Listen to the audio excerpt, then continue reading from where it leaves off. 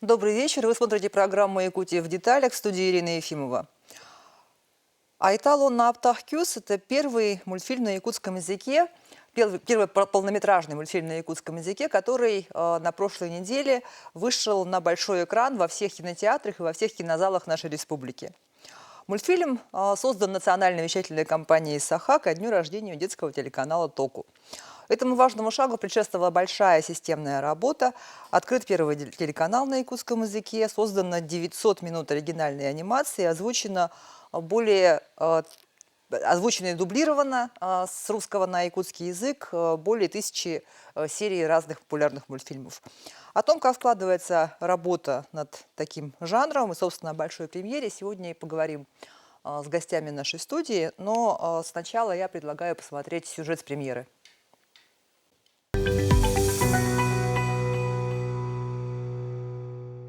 Я очень сильно люблю мультики, и сегодня в кинотеатре Лена показывают «Айтал» и «Волшебная сила 2». Очень интересно, чем же якутская анимация будет удивлять сегодня. На премьеру собралась вся команда, которая на протяжении года трудилась над созданием мультипликации, от аниматоров до актеров озвучания. Савинов Сайдам учится в 4 классе, но это не мешает ему уже озвучивать персонажей мультфильма. Я уже почти 2 года почти озвучиваю мультики. Мне это очень нравится. Это сложная, иногда легкая работа. Главным героям мультика предстоит раскрыть свою уникальную силу и поверить в себя, но главное их оружие – это не магия, а крепкая дружба, способная преодолеть любое зло. В прошлом году мы сделали всю анимацию. Хотели сначала сделать сериал, получается, из 10 серий, 2-й сезон, а потом решили сделать из него полный метр. Вот. И, получается, в начале этого года мы все смонтировали и сейчас выпускаем на экраны. Мультик рассказывает о том, что нужно в себя верить и что сила дружбы победит все. Вот. До полнометражного мультфильма уже выходил 1-й сезон про приключения Айтала и его друзей, который уже завоевал сердца юных зрителей и положил начало этой истории. Я ожидаю от мультика, что Айтал нашел свой Аптах-Кюс и поможет по всему миру, и найдет много друзей, и будет там приключений очень много. «Айтал» и «Волшебная сила» — это не просто мультфильм о магии, а история о вере в себя, в своих друзей, которая вдохновляет и взрослых, и детей. Также дети могут учить якутский язык через любимый мультфильм, что является преимуществом перед другими анимационными фильмами. Степан Черненко, Иван Сорокаумов, Якутск.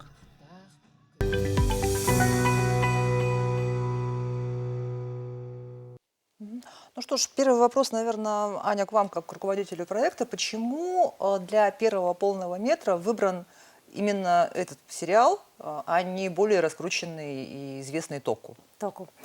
Раскрою секрет для телезрителей Якутии в деталях, то что полный метр Току появится у нас в конце года. Сейчас идет большая работа, команда работает над полным метром, и, можно сказать, уже 15 минут готово, да, практически 20 минут. Сейчас идет работа над песнями. Почему «Айтало на Аптах-Кюс»? В прошлом году, да, по-моему, Петя, вы ездили в Хабаровск на фестиваль «Анимур» дальневосточный, и был питчинг проектов дальневосточных, и как раз «Айтал» у нас прошел 10 лучших проектов, и там же прозвучал комментарий Бориса Машковцева, генерального директора «Союз мультфильм», который сказал, что вот «Айтала» нужно готовить на полный метр, поскольку история очень хорошая, интересная, и мы вдохновились и подумали, почему бы вот эти серии не превратить в полноценную историю. Ну, сложно сказать полным метром, да, но тем не менее, если наблюдать рынок азиатских стран, то та же Япония, та же Корея, у них это практикуется, они соединяют первые серии и выводят на большой экран, а дальше уже продолжение истории они уже заливают свои социальные сети и официальный сайт. Так что «Айтал» у нас первопроходец, отличная история, имеет своих поклонников, и наши мероприятия показали то, что любят не только малыши, да, но и подростки. Это 11, 12, 13 лет. Петр, вы были на этом фестивале, да? И расскажите немножко вообще, как вообще идея вот эта вот возникла, такого сериала? Что там еще было сказано, показано хорошего? Да, вот. Идея сериала была рождена через конкурс сценариев в 2022 году. Да. В 2022 году победила Алгас Петрова. Алгас Петрова, которая вот заняла первое место, и мы попросили ее написать сценарий 20 серий сначала. И первый сезон состоял из 20 серий. А потом вот, когда мы уже презентовали наш многосерийный мультфильм, потом уже сценарий продолжила Сарглана Сандар и пишет до сих пор. Ага. Сарглан, значит, получается, вы включились в проект, который уже был. Да. На самом деле, в первом сезоне я также участвовала, я являюсь автором опенинга. Это песня, которая звучит в начале, которая открывает сериал. Вот, я написала как слова, так и мелодию, и песню исполнил известный исполнитель Пансаж Александр Пономарев. Вот, и также во второй части звучит в титрах. Вот, и я была все равно включена, потому что я являюсь сценаристом вот, телеканала, в частности мультсериала «Току». И поэтому все равно как бы была в курсе всего, была в курсе истории, смотрела его, все 20 серий. И вот меня пригласили, я была очень рада продолжить. Меня попросили вот добавить более глубину, драму, да. Ну и задача стояла сделать не 20 уже, а 10 серий. Но так как сюжет у нас был линейный, изначально мы задумали линейный сюжет, это было легко потом склеить в полнометражную историю. Угу. Анастасия, а как персонажи рождались? Ну, тут тоже конкурс был, да. Вообще у нас как строится работа, изначально было же только 6 художников-аниматоров, и каждый рисует, берет сценарий, и каждый рисует персонажи. Соответственно, тогда персонажи Анастасии выиграли, мы все проголосовали, и дальше уже прогнали по фокус-группам. Да? Дети выбрали именно персонажи Насти, и они очень глубинные, они очень красивые, и духов она очень хорошо передала. Так что... Сначала были персонажи или сначала была история? История. То есть по вот этому сценарию, который победил в конкурсе сценариев, уже вы предлагали, как должны выглядеть эти герои, да? Да. И как шла работа? Чем ты вдохновлялась? Кого ты себе представляла, когда рисовала? Там были эти описания героев. И вот по характеристикам мы работали, рисовали все. Ну, может быть, наблюдала за кем-то там, не знаю, младшим братом. Нет, просто вот из головы. Настя художник, и у нее отличное видение. Она, может, мало говорит, но она очень глубоко смотрит в материал. Сейчас она работает над новым проектом «Тюльчана». 10 новых серий, новый мультсериал у нас появится.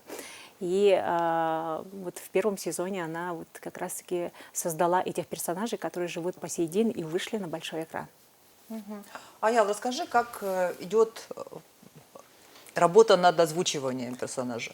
Работа над озвучиванием персонажа идет весело, всегда радуемся. И работа, она такая интересная, когда озвучиваешь персонажа и так далее. Ну, это ты же как актер, да, получается? Да, как актер, ага. А ты озвучивал с самого начала этого персонажа или тоже позже включился? А позже, во второй части я озвучивал Арчима. Ага, то есть голос поменялся, да, в какой-то момент? А вот вы сказали слово «опенинг», там еще что-то. Вот на что вы ориентировались при создании сериала? То есть на какую модель? На какую-то там аниме-модель, там, на что-то. То есть, ну вот я несколько серий видела, да, мне показалось, что Айтал — это такой немножко якутский Сейлор Мун. Только мальчик, и тоже история про дружбу, про волшебство. Мы очень хотели своего супергероя, поскольку был такой запрос, дети хотели получить вот именно героя, которому вы хотели подражать, и На конкурсе сценариев мы получили еще один сценарий, очень хороший, который лежит у нас вот прямо на столе. Мы хотим его тоже реализовать, но все-таки историю взяли Алгыз Петровой, и поскольку она была ближе, да, мы думали сперва на заказ отдать этот мультфильм, но решили сами реализовать. Ну, Петя, продолжишь, наверное, да? Нет, можно я добавлю вот Да. именно вот про создание персонажей? Вот в 23-м году, когда нам только дали проект, нам сказали, у нас было в команде 10 человек, и вот каждому дали задание нарисовать свое видение персонажа. И мы вот каждый нарисовал свой вариант, и мы вот выбрали из всех, мы внутри себя проголосовали, также еще детям показали, и вот на основе всех голосов выбрали персонажа Насти. Но это проходило не в один этап, потому что Настя вот создала первый вариант персонажей.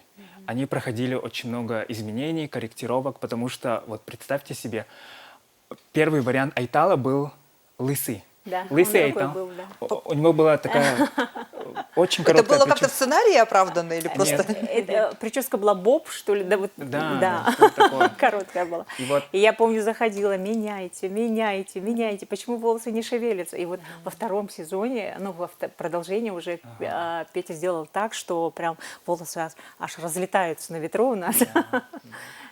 Анимация уже пошла лучше. Поэтому, ну, я, в принципе... А вот эти все 10 вариантов этих персонажей, они чем-то были друг на друга похожи или они абсолютно разные были? Абсолютно вообще разные. разные. У каждого свое видение было. Свой стиль. Своя техника, Да. своя рисовка. Ну, тут как продюсер, наверное, решающее слово было за мной, да, поскольку все-таки я смотрела перспективу развития проекта. Тот же Току, персонаж, да, мы его видели вот в сторону азиатского рынка.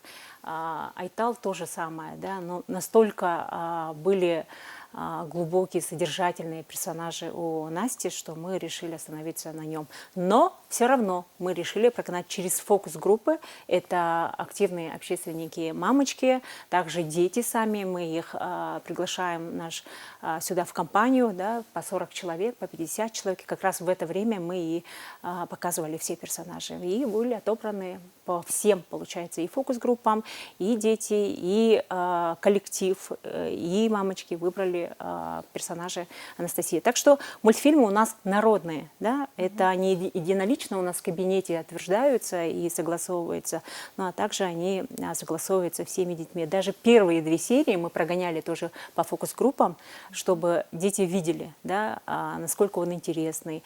Вот сейчас задача управлять коротким вниманием, да, поскольку дети сидят в соцсетях, скроллят вот эту ленту без конца, тиктоки, лайки.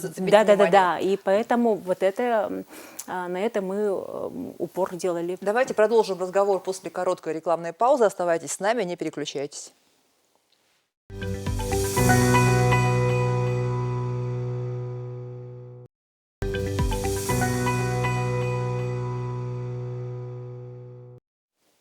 Это программа «Якутия в деталях». Мы говорим о премьере первого полнометражного анимационного якутского мультфильма. И перед тем, как уйти на рекламу, выяснили, что в Якутии не только кино народное, но и мультфильмы делаются народные. И давайте посмотрим трейлер.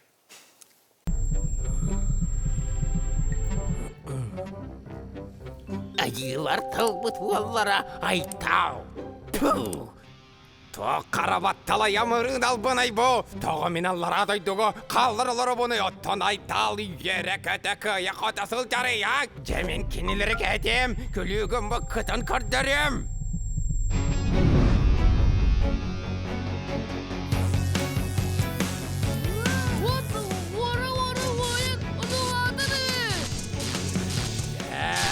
Bilgin bu sirge toq bayarın görüyor bek. Jumpu ille qoloqdu. Qaraga küs urus qallir tımны tınadu. Yağınan, ıtık kırcağı salgınan, aptaq küs kömödünen, men ayılar talbut uollara ayttal, orta doydunu, karanga küs haracayttan bühür tustaqtı. Sürgün bolağıda sür, kut güste bolun süre, her bar bolun süderime aresta.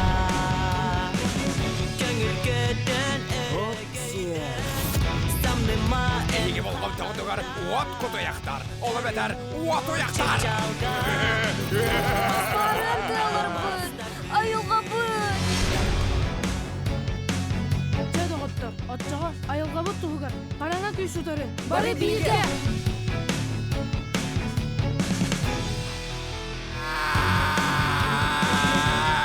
Мұңыртвалла толуыр бітті. Дебілігін жеңнәқти қара күспін барытын туанан туран. Сериннен киребін. Жеңнәқ тұғырды ұден бұдайдуға барды. Уағыр болым, тоқы емейіне елаттау бұттарай. Барчының тұғығар. Қараңа күй сұтары. Сотору, Айтал онда аптах. Саха серин бары кинотеатрдарга. Но нужно для зрителей телеканала Якутия-24 сказать, что мультфильм идет с субтитрами в кино, с русскими. Вот, поэтому можно на него спокойно идти с детьми, которые умеют читать, собственно, и с теми детьми, которые, может быть, и якутский не очень хорошо понимают, Да. но умеют читать. На примере как раз-таки очень много было русскоговорящих детей, и родители прям благодарили то, что хорошо, что поставили субтитры, да, и сама атмосфера, да, и музыкальная, и актерская, да, которая создается в мультфильме, очень притягательная, и дети смотрели от начала до конца прям замиранием сердца. Так что можно идти всем. Ну и песню мы сейчас послушали в трейлере, теперь знаем, что Саргалана написала не только сценарий, но и песню, и слова, и музыку. С нами работает один из известный, пожалуй, композитор Николай Михеев, очень такой детально работает и работает над всеми нашими проектами, как раз таки пишет музыку, пишет и слова к музыке. Открывашку называем, да, открывашку, заставку, вот Саргалана напела, да, и вот это мы практикуем, да, каждый свое что-то делает, поскольку он делает тоже коллективно, что-то вносит свое, в анимацию, допустим, Харангакюс у нас сперва был такой страшный, да, немножко пугающий, а потом вот мы добавили больше смешных моментов, поэтому он очень понравился детской аудитории.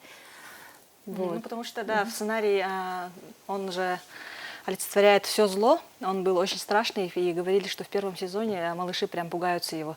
И чтобы вот нивелировать вот это напряжение, которое возникает, добавили, ну, я добавила комичные такие моменты, и чтобы вот напряжение спало. И это было видно вот в кинотеатре на примере. Прям дети замирали, да, а потом все разбавлялось смехом. И ребенок, который сидел рядом со мной, он вообще испугался очень сильно. То есть реально вот даже со смешными элементами. А сколько лет было ребенку примерно? Ну, где-то 4 года, наверное. Но тут он надо закрывал учесть, глаза. да. 6+. Расскажет. Ну, наверное, не знаю. Наверное, ну, закрывал глаза и... Ну, он прятался и говорил, когда он идет, скажите, когда он идет. Потом он ушел, и он уже дальше смотрел. Ну, то есть я хочу сказать, что прям мультфильм, да, вот вызывает эмоции нужные, где надо смешит. Вот в этой связи хочу отметить вот актеров дубляжа, очень хорошо справились прямо. Звук вообще, вот музыка, озвучание, все на профессиональном уровне. Это очень украшает и тоже вот вызывает именно те эмоции, которые вот мы ожидали. А как долго шла работа над дубляжом? Над дубляжом работа где-то 2 месяца шла работа. Прям днями и ночами, поскольку параллельно несколько проектов делается. А вот чтобы персонажа... Ты Эрчима же озвучивал, да? Да. А чтобы вот озвучить персонажа, нужно что? Нужно с ним познакомиться, нужно его почувствовать. Нужно... Да, с ним, да, конечно, нужно. Обязательно. Прочитать еще. И с ними работает режиссер-постановщик. Да? Он читает черновую зачитку, и по черновой зачитке они начинают уже украшать. Да? Ну, делать богаче. Вот я хочу, чтобы он сам немножко рассказал, как этот процесс идет. Черновую зачитку, да, читаем и знакомимся с персонажем обязательно, читаем. И вот когда идет работа, мы добавляем тоже свое.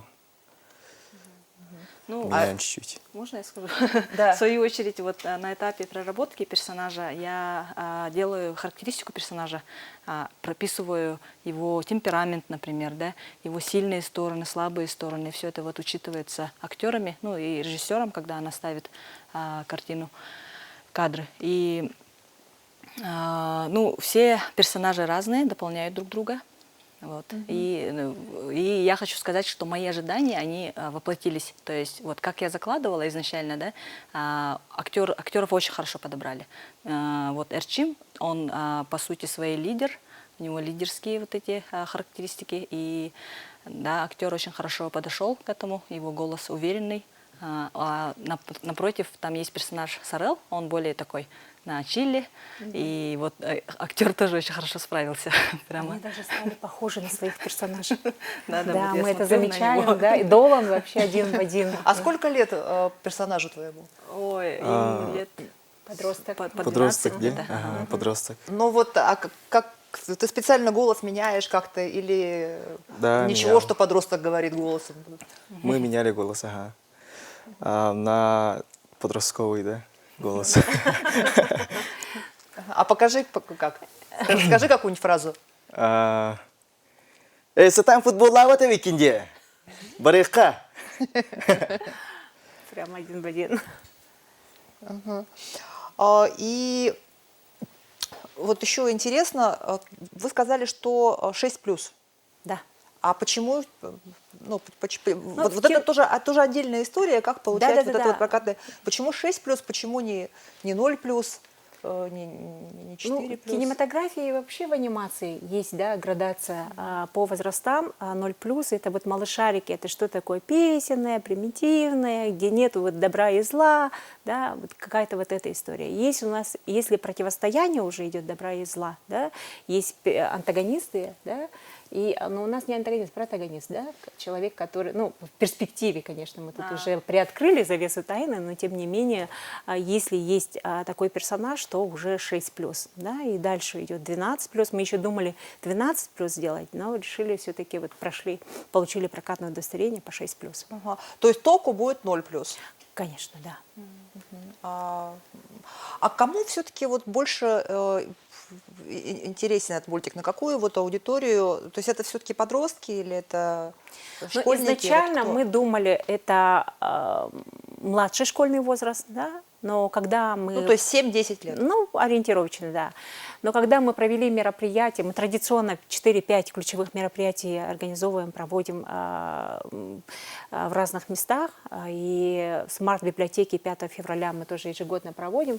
И к нашему удивлению тогда подошли подростки, да, вот Петр не даст соврать, поскольку они прям активно квест проходили, с удовольствием смотрели все серии, да, и знали всех персонажей, и мы подумали, вот, оказывается, ядро, да, ядро целевой аудитории – это 10-12 лет. А вот вы сказали, что на премьере было много русскоязычных детей, но я так понимаю, это же не, ну, это явно не те, которые смотрели первый сезон, чтобы увидеть героев в кино. А сейчас проблема, озвученная не только нами, но и учителями якутского языка, учителями всех, да, и Министерство образования об этом говорит, и Управление образования, о том, что дети понимают якутский язык, но говорить на нем не говорят. Поэтому, если даже задаешь на якутском вопрос, они отвечают тебе на русском языке. Да? Поэтому создается вот контент, чтобы создать языковую среду, чтобы они погружались.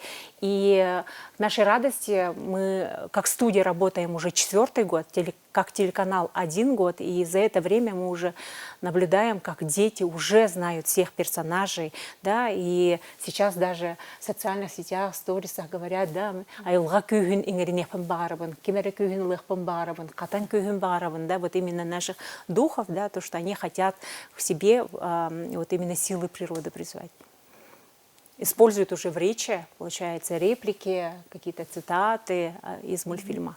А вот еще вопрос про персонажей. Вот эти вот персонажи, которые добрые, которые помогают главному герою, у них же такие прямо какие-то очень национальные мотивы. Вот на что вы опирались, когда их придумывали? На сказки, на Аланхо или, не знаю, на костюмы Августины Филипповой? В плане национальное. Ну, духи войны. Духи войны. Духи вот эти, духи. которые помогают. Фэнтези больше, да? Фантазийный. Это больше из головы, Настя, наверное. Да.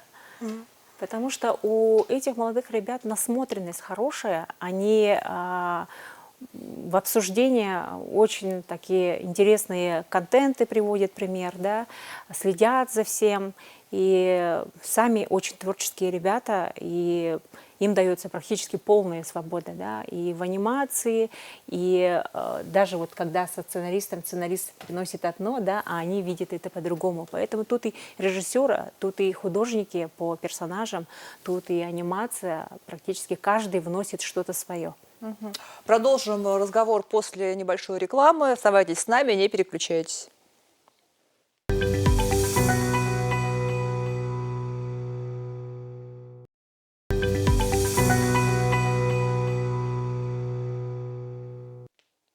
Это «Якутия в деталях». Мы говорим про первый якутский полнометражный анимационный фильм «Айтал онна аптах кюс».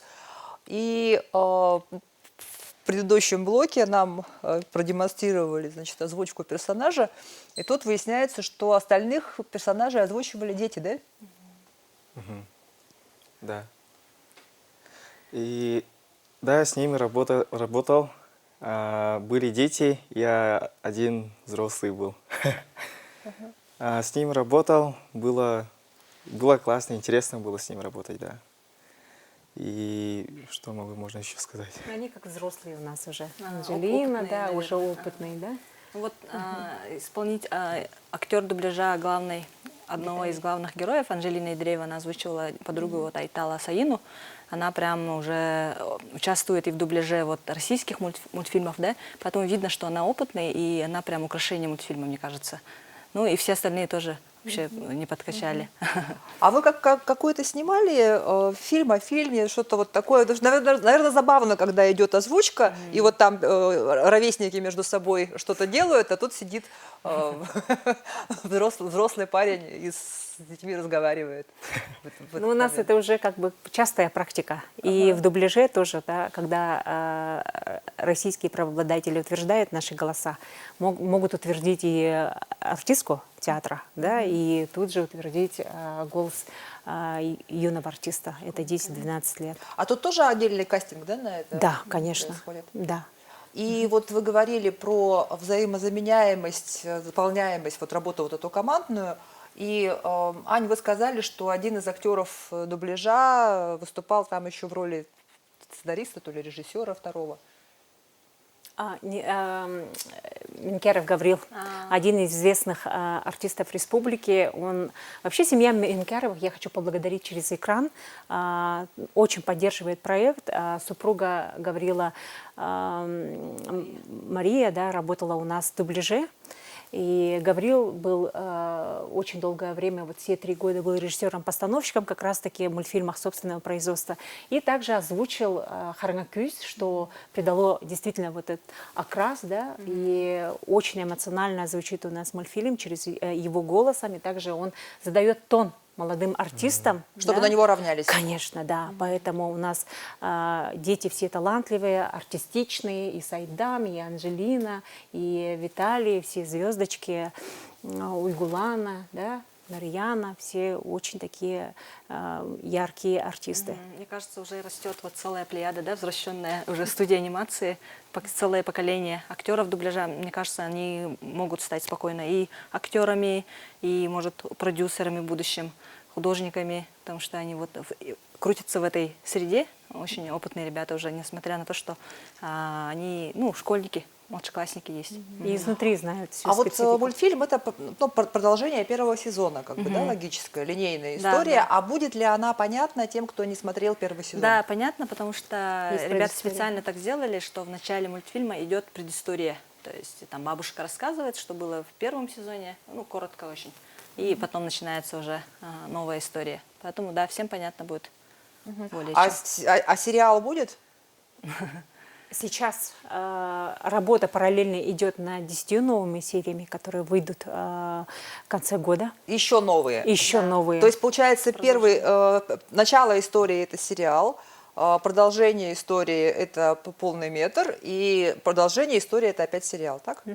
Ну, у нас Саргалана, надо похвалить ее, она так искусно, так интересно пишет, что тут нету такого, да, что нужно обязательно посмотреть первый сезон там, или посмотреть какую-то предыдущую серию, да.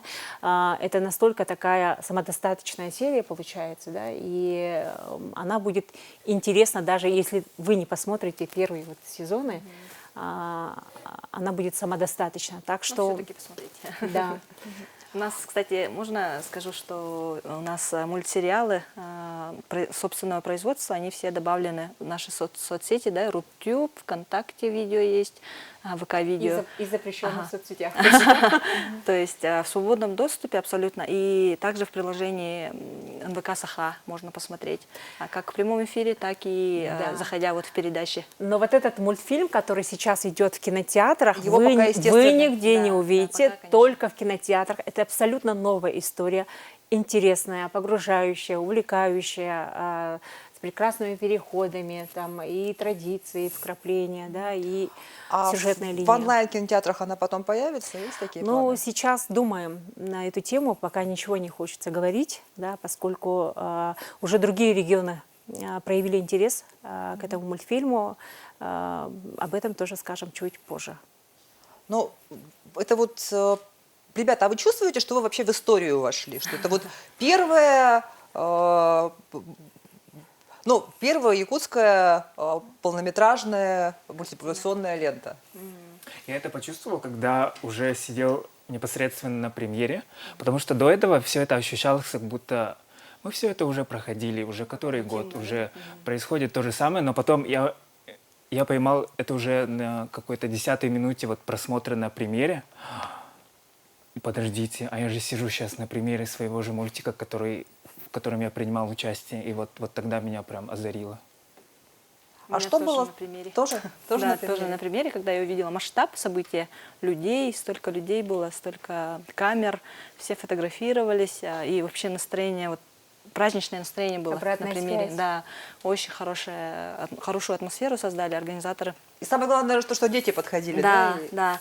И главное, вот эмоции, да, то есть я сидела в зале в верхних рядах и видела, видела, да, как реагируют зрители. Они смеялись, пугались, а потом в конце, когда уже титры пошли, раздались аплодисменты. То есть мы заслужили аплодисменты. Это дорого стоит, мне кажется. А что было самое сложное в работе над этим проектом? Ну, у каждого, наверное, свои сложности были, да, в зависимости от специфики. У вас, как у сценариста, что? Мне надо было создать такую историю, которая, будет интересна, во-первых, да, а потом мне же надо показать, как изменился герой, то есть он должен какие-то уроки извлечь из этой истории и измениться там в какую-то определенную сторону.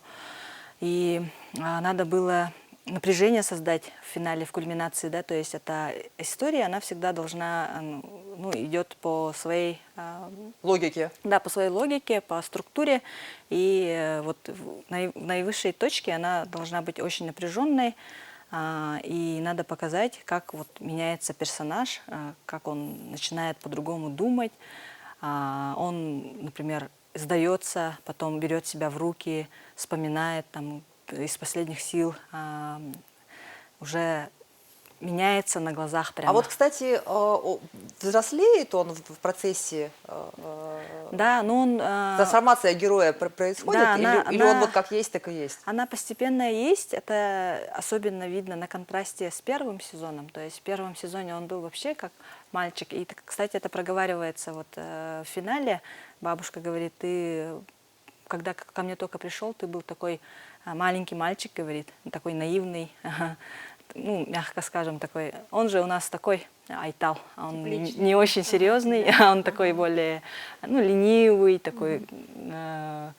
Обычный мальчик. Да, обычный такой мальчик. Не идеальный. А в конце он уже понимает ответственность, самое главное, принимает ответственность. То есть он же наделен силой, и раньше он относился к ней не очень серьезно, ну, типа хвастался, например, да, мог похвастаться, мог рисоваться, а тут он уже со всей ответственностью, как взрослый уже парень, подходит к этому. Петр, а что самое сложное было для вас? Самое сложное у Петра, наверное. Для меня, во-первых, это нехватка вот человеческого ресурса, потому что вот в прошлом году мы работали параллельно над 3 проектами, и вот над непосредственно Айталом работало 3 человека, нас было 3.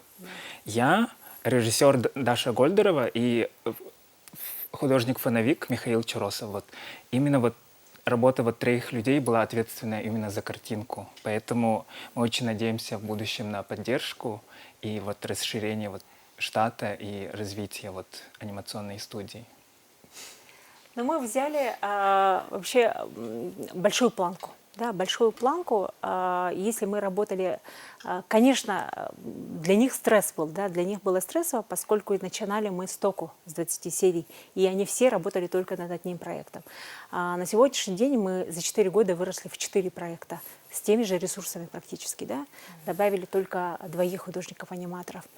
Вот, поэтому задача сложная, но тем не менее я им всем говорю, да, после такой школы, если они пойдут дальше, то им ничего не будет страшно, потому что школа-студия НВК анимации, да, она настолько сильная, мощная, что они могут работать и со сценарием, и созданием персонажей, и могут во всех направлениях принимать решения и быть мощными, сильными, так что каждый из них может вырасти в отдельную студию и может стать даже режиссером.